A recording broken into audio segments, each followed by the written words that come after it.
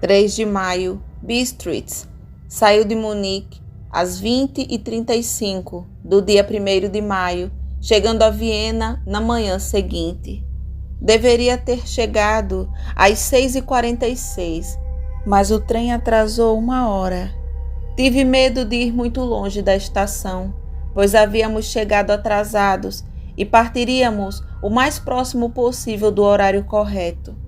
A impressão que tive foi que estávamos saindo do Ocidente e entrando no Oriente, a mais ocidental das esplêndidas pontes sobre o Danúbio, que aqui tem largura e profundidade nobres. Levou-nos entre as tradições do domínio turco.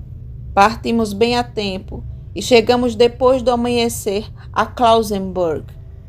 Aqui parei para passar a noite no Hotel Royale. Comi no jantar um frango temperado com pimenta vermelha, que estava muito bom, mas deu sede. Nem peguei a receita para a mina. Perguntei ao garçom e ele disse que se chamava páprica Handley e que, como era um prato nacional, eu deveria conseguir encontrá-lo em qualquer lugar ao longo dos Cárpatos. Achei meu conhecimento de alemão muito útil aqui. Na verdade, não sei como conseguiria viver sem ele.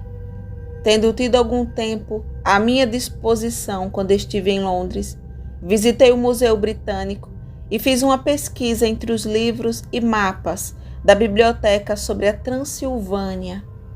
Ocorreu-me que algum conhecimento prévio do país dificilmente poderia deixar de ter alguma importância no trato com o nobre daquele país. Descobri que o distrito que ele mencionou fica no extremo leste do país, na fronteira de 3 estados, Transilvânia, Moldávia e Bucovina, no meio das montanhas dos Cárpatos, uma das porções mais selvagens e menos conhecidas da Europa. Não consegui encontrar nenhum mapa ou trabalho que indicasse a localização exata do Castelo Drácula, pois ainda não existem mapas desse país que possam ser comparados com os nossos próprios mapas de levantamento de Ordance. Mas descobri que Bistritz, a cidade postal batizada pelo Conde Drácula, é um lugar bastante conhecido. Vou registrar aqui algumas de minhas anotações, pois elas podem refrescar minha memória quando eu falar novamente sobre minhas viagens com Mina. Na população da Transilvânia, existem 4 nacionalidades distintas: os saxões do sul e, misturados com eles, os valáquios, que são descendentes dos dácios, magiares no ocidente e ezequeles no leste e norte. Vou entre esses últimos, que afirmam ser descendentes de Átila e dos hunos. Pode ser que seja assim, pois quando os magiares conquistaram Drácula, no século XI, encontraram os hunos instalados nele.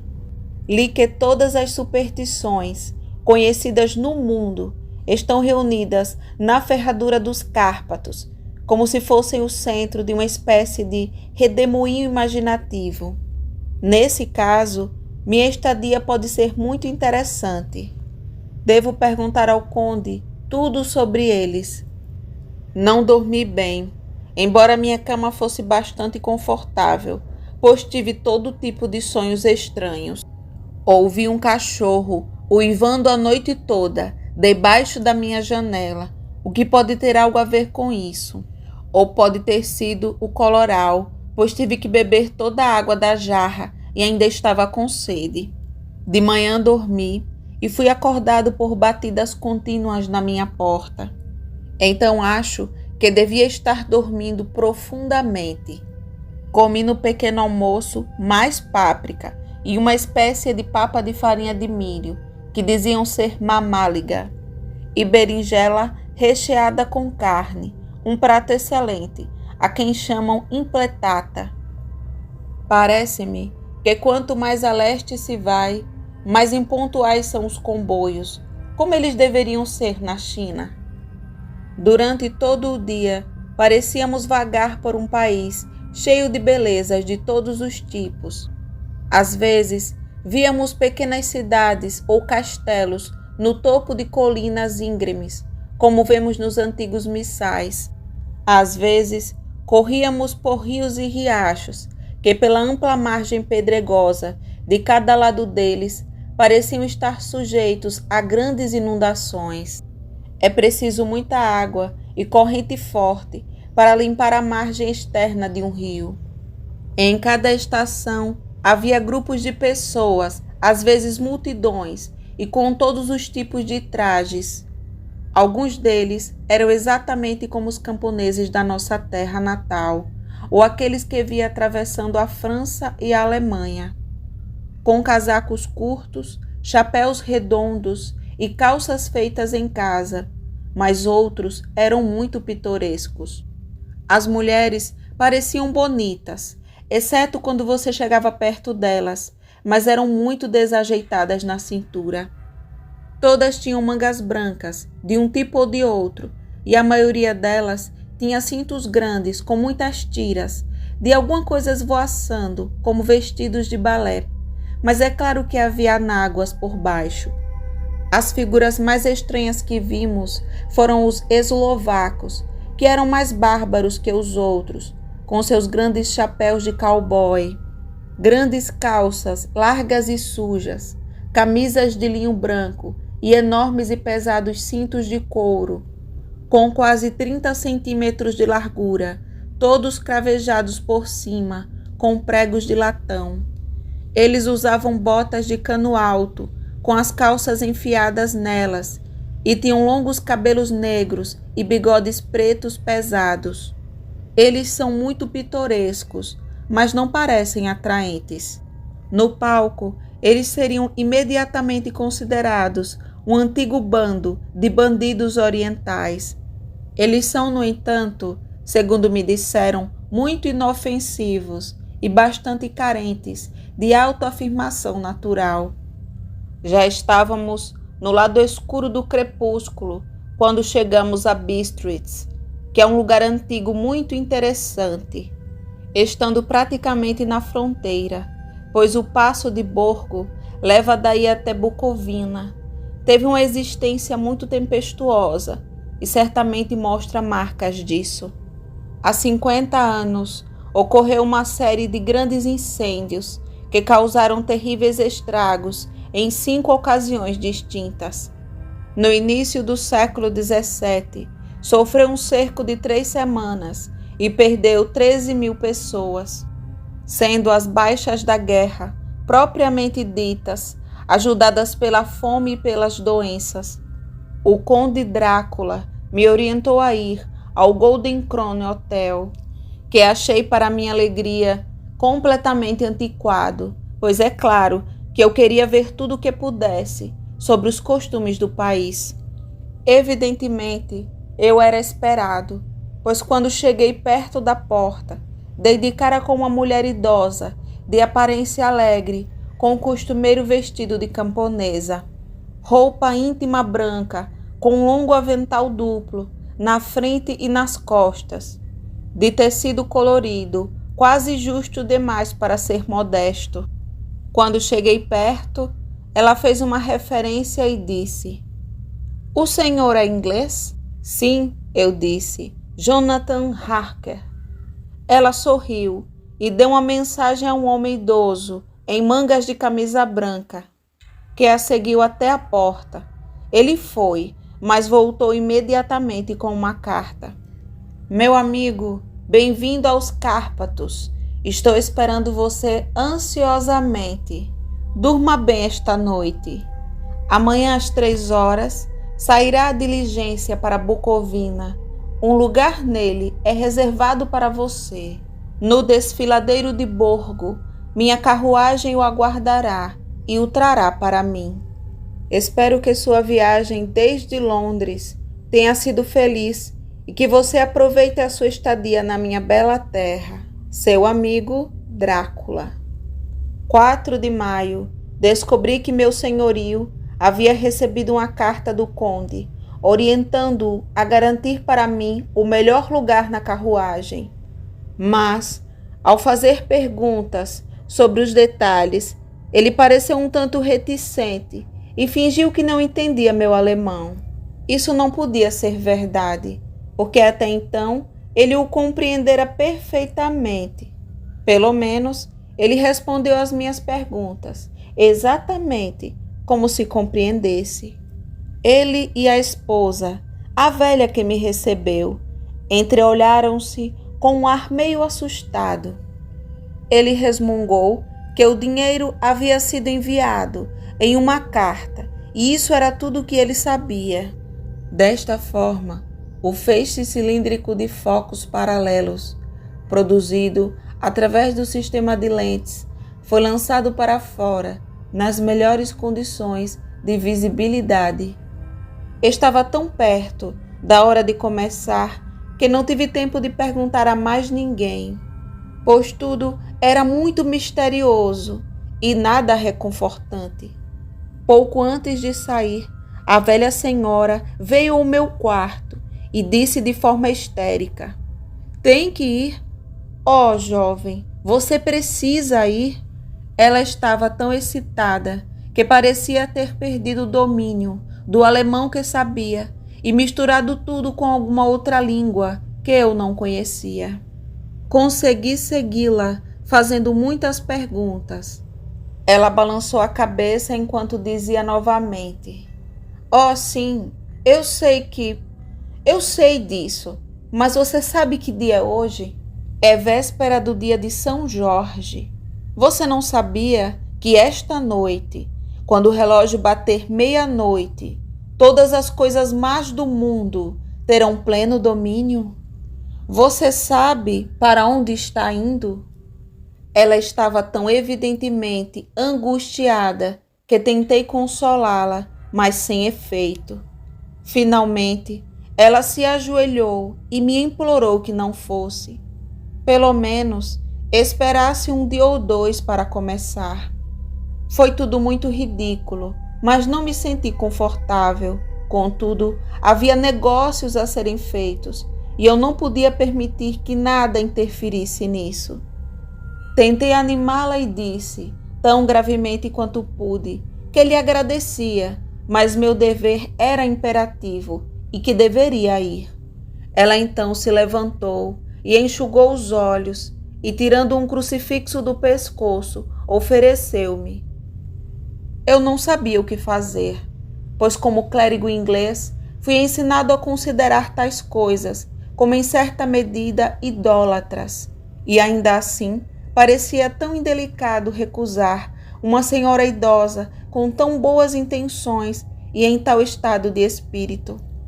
Ela percebeu, suponho, a dúvida em meu rosto, pois colocou o rosário em meu pescoço e disse, pelo amor de sua mãe, e saiu da sala.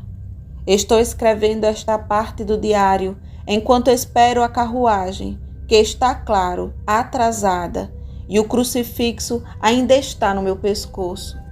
Se é o medo da velha senhora, ou as muitas tradições fantasmagóricas desse lugar, ou o próprio crucifixo, não sei, mas não estou me sentindo tão tranquilo como de costume. 5 de maio, o castelo. O cinza da manhã já passou e o sol está alto no horizonte distante, que parece recortado. Se com árvores ou morros não sei, pois está tão longe que coisas grandes e pequenas se misturam. Não tenho sono, e como não devo ser chamado antes de acordar, naturalmente escrevo até o sono chegar. Há muitas coisas estranhas para anotar, e para que quem as lê não pense que jantei muito bem antes de sair de Bistritz, deixe-me anotar exatamente o meu jantar. Jantei o que chamam de bife de ladrão, pedaços de bacon, cebola e carne, temperados com pimenta vermelha, espetados em palitos e assados no fogo, no estilo simples da carne de gado londrina. O vinho era Golden Mediaski, que produz uma estranha picada na língua, mas não desagradável. Quando entrei na carruagem, o motorista não havia se sentado e o vi conversando com a senhora. Evidentemente falavam de mim, pois de vez em quando olhavam para mim, e algumas das pessoas que estavam sentadas no banco do lado de fora da porta vieram e ouviram. E depois olharam para mim, a maioria delas com pena. Eu podia ouvir muitas palavras repetidas com frequência, palavras estranhas, pois havia muitas nacionalidades na multidão. Então, silenciosamente, tirei meu dicionário poliglota da minha bolsa e olhei para eles. Haviam mais 2 termos, ambos significando a mesma coisa, sendo um deles eslovaco e o outro serviano, para algo que é lobisomem ou vampiro. Quando partimos, a multidão em volta da porta da pousada, que já havia aumentado para um tamanho considerável, fez o sinal da cruz e apontou 2 dedos para mim. Com alguma dificuldade, consegui que outro passageiro me dissesse o que queriam dizer.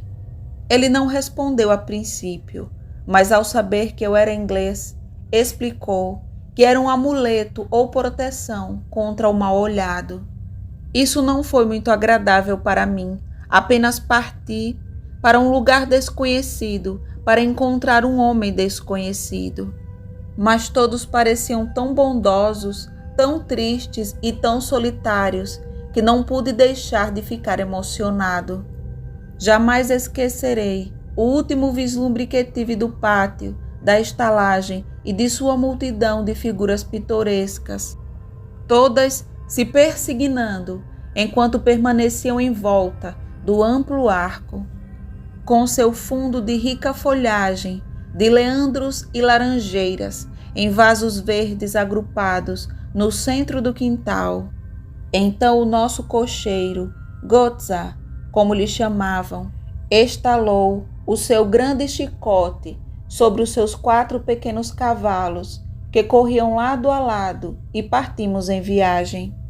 Diante de nós estendia-se uma terra verde e inclinada, cheia de florestas e bosques, com aqui e ali colinas íngremes, coroadas com touceiras de árvores, ou com casas de fazenda. A empena vazia terminava na estrada. Havia por toda parte uma massa desconcertante de flores e frutas, maçã, ameixa, pera, cereja. Havia por toda parte uma massa desconcertante de flores e frutas, maçã, ameixa, pera, cereja. E enquanto passávamos, pude ver a grama verde sob as árvores salpicadas de pétalas caídas. Entrando e saindo entre as colinas verdes do que aqui chamam Mittelland, corria a estrada, perdendo-se à medida que serpenteava pela curva gramada, ou era fechada pelas extremidades dispersas dos pinhais, que aqui e ali desciam pela encosta como línguas de fogo.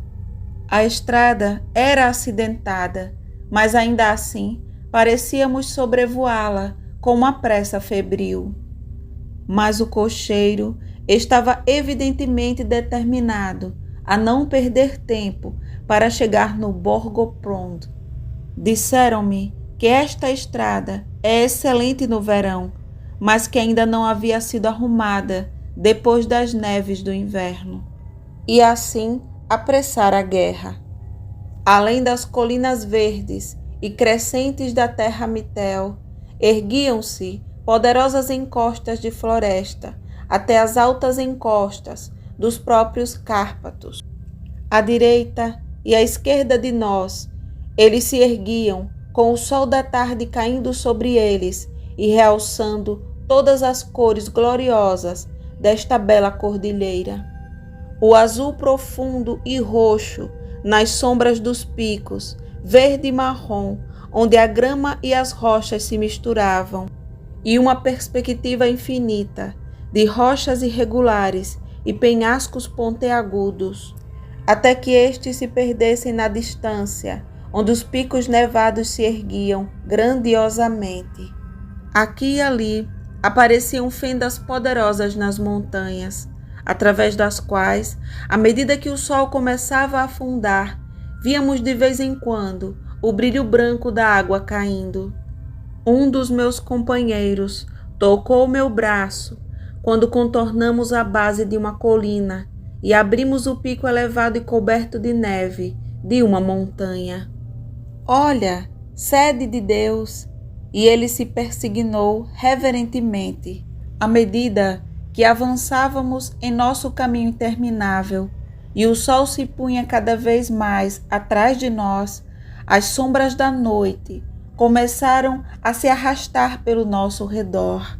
Isso foi enfatizado pelo fato de que o topo nevado da montanha ainda continha o pôr do sol e parecia brilhar com um delicado rosa fresco. Aqui e ali passamos por quiseques e eslovacos, todos em trajes pitorescos, mas notei que o bócio era dolorosamente presente. À beira da estrada havia muitas cruzes, e à medida que passávamos, todos os meus companheiros se benzeram. Aqui e ali havia um camponês ou uma mulher ajoelhada diante de um santuário, que nem sequer se virava quando nos aproximávamos, mas parecia na entrega da devoção não ter olhos nem ouvidos para o mundo exterior. Havia muitas coisas novas para mim. Por exemplo, montes de feno nas árvores e aqui e ali lindas massas de bétulas choronas, com seus caules brancos brilhando como prata através do delicado verde das folhas.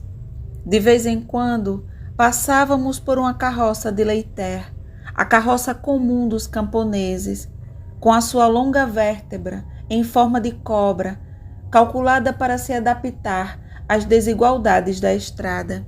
Nela, certamente estaria sentado um grande número de camponeses que voltavam para casa, os quiseques com suas peles brancas e os eslovacos com suas peles de carneiro coloridas. Estes últimos carregando em forma de lança seus longos cajados com machado na ponta.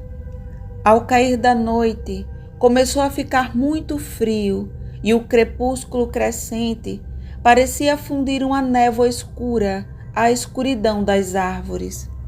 Carvalhos, faias e pinheiros, embora nos vales que corriam profundamente entre os contrafortes das colinas. Como subimos pelo passo, os abetos escuros destacavam-se aqui e ali contra o fundo da neve que caía à tarde.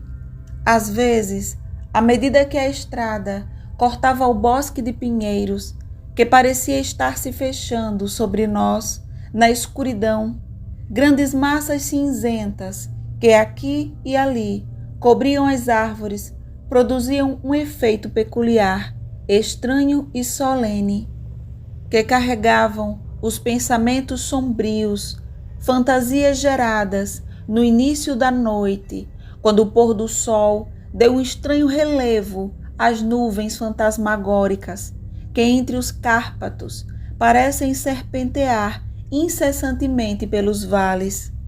Às vezes, as colinas eram tão íngremes que, apesar da pressa do nosso cocheiro, os cavalos só conseguiam andar devagar. Eu queria descer e subir por eles, como fazemos em casa, mas o motorista não quis ouvir falar disso. Não, não, disse ele, você não deve andar aqui. Os cães são muito ferozes. E então acrescentou, com o que evidentemente queria dizer como uma brincadeira sombria, pois olhou em volta para captar o sorriso de aprovação dos demais.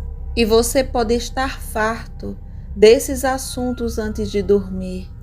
A única parada que ele faria seria uma pausa momentânea para acender suas lâmpadas. Quando escureceu, parecia haver uma excitação entre os passageiros, e eles continuaram falando com ele, um após o outro, como se o instassem a acelerar ainda mais. Ele açoitou os cavalos impiedosamente com seu longo chicote e com gritos selvagens de encorajamento incitou-os a continuar os esforços. E então, através da escuridão, pude ver uma espécie de faixa de luz cinzenta à nossa frente, como se houvesse uma fenda nas colinas. A excitação dos passageiros aumentou ainda mais. A carruagem maluca balançou em suas grandes molas de couro e balançou como um barco lançado em um mar tempestuoso. Eu tive que aguentar. A estrada ficou mais plana e parecemos voar. Então, as montanhas pareceram aproximar-se de nós de cada lado e franzir a testa para nós. Estávamos entrando pelo Borgo Pass. Um por um, vários passageiros me ofereceram presentes que me pressionaram com uma seriedade que não aceitaria negar. Estes eram certamente de um tipo estranho e variado, mas cada um foi dado de boa fé, com uma palavra gentil e uma bênção. Então, enquanto voávamos, o motorista inclinou-se para a frente e de cada lado os passageiros, esticando-se para fora da carruagem, espiaram ansiosamente a escuridão. Era evidente que algo muito emocionante estava acontecendo ou era esperado, mas embora eu perguntasse a cada passageiro, ninguém me dava a menor explicação. E finalmente, vimos diante de nós o passo abrindo-se no lado oriental. Havia nuvens escuras e ondulantes no alto, e no ar a sensação pesada e opressiva de um trovão. Parecia que a cordilheira havia separado duas atmosferas, e agora havíamos entrado na estrondosa. Eu estava agora procurando o meio de transporte que me levaria ao Conde. A cada momento eu esperava ver o brilho das lâmpadas através da escuridão, mas tudo estava escuro. A única luz eram os raios bruxuleantes das nossas próprias lâmpadas, nas quais o vapor dos nossos cavalos obstinados subia numa nuvem branca. Podíamos ver agora a estrada arenosa que se estendia branca diante de nós, mas não havia nenhum sinal de veículo. Os passageiros recuaram com um suspiro de alegria, o que pareceu zombar da minha própria decepção. Já estava pensando no que poderia fazer quando o motorista, olhando o relógio, disse aos outros algo que mal consegui ouvir. Foi falado tão baixo e em tom tão baixo que pensei que fosse 1 hora a menos que o tempo. Então, virando-se para mim, ele falou em alemão pior que o meu.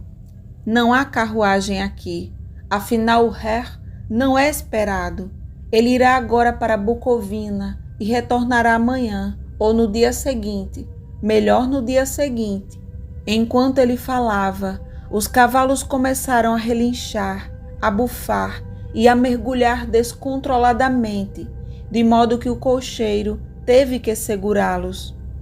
Então, entre um coro de gritos dos camponeses e uma travessia universal de si mesmos, um caleche com 4 cavalos veio atrás de nós, alcançou-nos e parou ao lado da carruagem. Pude ver, pelo clarão de nossas lâmpadas, à medida que os raios incidiam sobre elas, que os cavalos eram negros como carvão e animais esplêndidos. Eram conduzidos por um homem alto, com uma longa barba castanha e um grande chapéu preto, que parecia esconder-nos o seu rosto. Eu só pude ver o brilho de um par de olhos muito brilhantes, que pareciam vermelhos à luz da lamparina, quando ele se virou para nós. Ele disse ao motorista: "Você chegou cedo esta noite, meu amigo." O homem gaguejou em resposta. O senhor inglês estava com pressa, ao que o estranho respondeu: "É por isso, suponho, que você desejava que ele fosse para Bucovina. Você não pode me enganar, meu amigo. Eu sei demais e meus cavalos são rápidos. Enquanto falava, ele sorriu, e a luz da lamparina incidiu sobre uma boca de aparência dura, com lábios muito vermelhos e dentes afiados, brancos como marfim. Um dos meus companheiros sussurrou para o outro a frase: "Para os mortos, viajam rápido." O estranho motorista evidentemente ouviu as palavras, pois ergueu os olhos com um sorriso brilhante. O passageiro virou o rosto, ao mesmo tempo estendendo os 2 dedos e fazendo o sinal da cruz. "Dê-me a bagagem do Han", disse o motorista, e com grande entusiasmo minhas malas foram distribuídas e colocadas na caleche.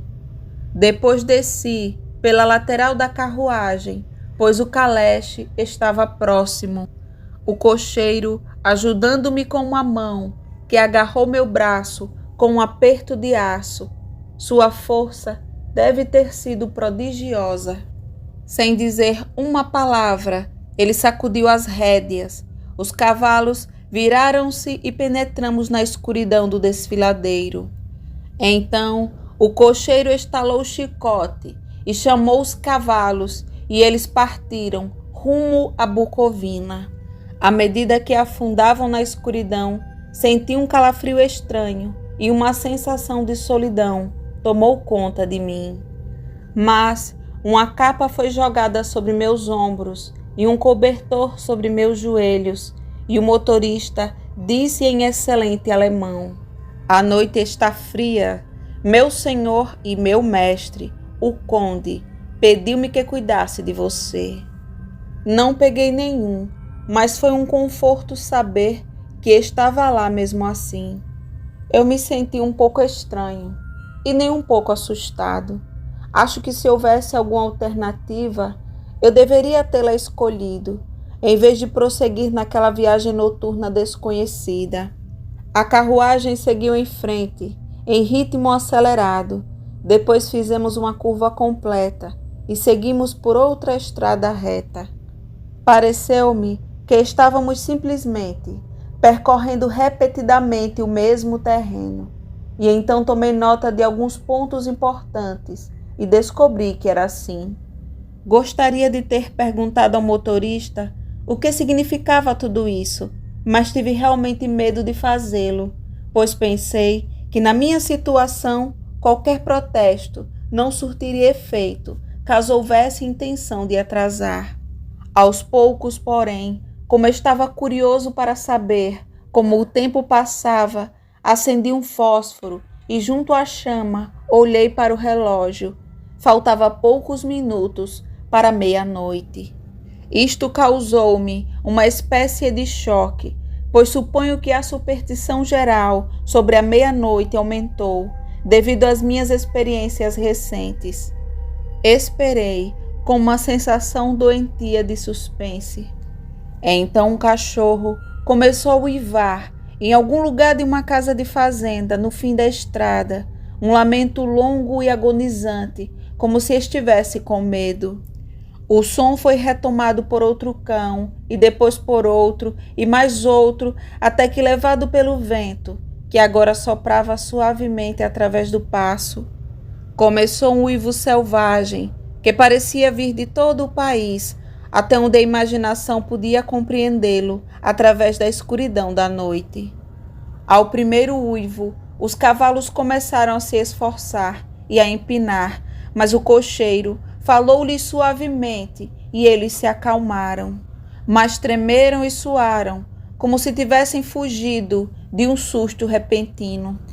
Então, ao longe das montanhas, em cada lado de nós, começou um uivo mais alto e mais agudo, o de lobos, que afetou tanto os cavalos quanto a mim da mesma maneira. Eu estava pensando em pular da caleche, enquanto eles recuavam novamente e mergulhavam loucamente, de modo que o cocheiro teve que usar toda a sua grande força para impedi-los de fugir. Em poucos minutos, porém, meus próprios ouvidos se acostumaram ao som e os cavalos ficaram tão quietos que o cocheiro conseguiu descer e ficar diante deles. Ele os acariciou e acalmou e sussurrou algo em seus ouvidos, como ouvi falar de domadores de cavalo fazendo. E com efeito extraordinário, pois sob suas carícias eles se tornaram bastante manejáveis novamente, embora ainda tremessem. O cocheiro voltou a sentar-se e, sacudindo as rédeas, partiu em grande velocidade. Desta vez, depois de ir para o outro lado ou para o desfiladeiro, ele subitamente virou para uma estrada estreita que seguia acentuadamente para a direita. Logo, estávamos cercados por árvores, que em alguns lugares formavam um arco sobre a estrada, até que passamos por um túnel. E novamente, grandes rochas carrancudas nos protegiam corajosamente de ambos os lados. Embora estivéssemos protegidos, podíamos ouvir o vento crescente, pois ele gemia e assobiava através das rochas, e os galhos das árvores se chocavam enquanto avançávamos. Ficou cada vez mais frio e começou a cair neve fina e pulverulenta, de modo que logo nós e todos ao nosso redor estávamos cobertos por um cobertor branco. O vento forte ainda carregava o uivo dos cães, embora este fosse ficando mais fraco à medida que avançávamos. O latido dos lobos parecia cada vez mais próximo, como se estivessem se aproximando de nós por todos os lados. Fiquei com muito medo e os cavalos compartilhavam do meu medo. O motorista, porém, não ficou nem um pouco perturbado. Ele continuou virando a cabeça para a esquerda e para a direita, mas eu não conseguia ver nada na escuridão. De repente, à nossa esquerda, vi uma chama azul fraca e bruxuleante. O motorista viu no mesmo momento. Ele imediatamente deteve os cavalos e, saltando para o chão, desapareceu na escuridão. Eu não sabia o que fazer, ainda menos à medida que o uivo dos lobos se aproximava. Mas enquanto eu pensava, o motorista apareceu novamente e, sem dizer uma palavra, sentou-se e retornamos nossa jornada.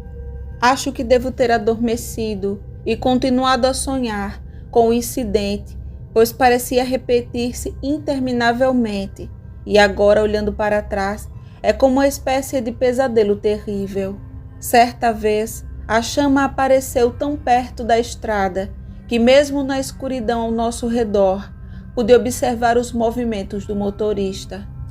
Ele foi rapidamente até onde a chama azul surgia. Devia ser muito fraca, pois não parecia iluminar de forma alguma o local ao seu redor, e reunindo algumas pedras, formou-as em algum dispositivo. Uma vez apareceu um estranho efeito óptico, quando ele ficou entre mim e a chama. Ele não obstruiu, pois eu ainda podia ver seu brilho fantasmagórico.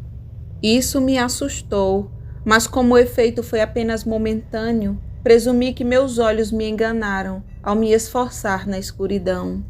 Então, por um tempo, não houve chamas azuis e seguimos em frente, através da escuridão, com os uivos dos lobos ao nosso redor, como se eles estivessem seguindo em um círculo em movimento. Por fim, chegou um momento em que o cocheiro foi mais longe do que havia ido, e durante sua ausência, os cavalos começaram a tremer, mais do que nunca, a bufar e a gritar de medo. Eu não conseguia ver nenhuma causa para isso, pois o uivo dos lobos havia cessado completamente. Mas nesse momento, a lua, navegando através das nuvens negras, apareceu atrás da crista irregular de uma rocha coberta de pinheiros, e a sua luz via ao nosso redor um círculo de lobos com dentes brancos e línguas vermelhas pendentes. Eles eram 100 vezes mais terríveis no silêncio sombrio que os dominava do que mesmo quando uivavam. Quanto a mim, senti uma espécie de paralisia de medo. Somente quando um homem se sente face a face com tais horrores é que pode compreender sua verdadeira importância. De repente, os lobos começaram a uivar, como se o luar tivesse exercido algum efeito peculiar sobre eles.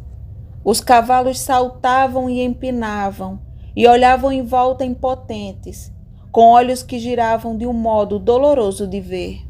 Mas o anel vivo do terror os envolveu por todos os lados, e eles tiveram forçosamente que permanecer dentro dele.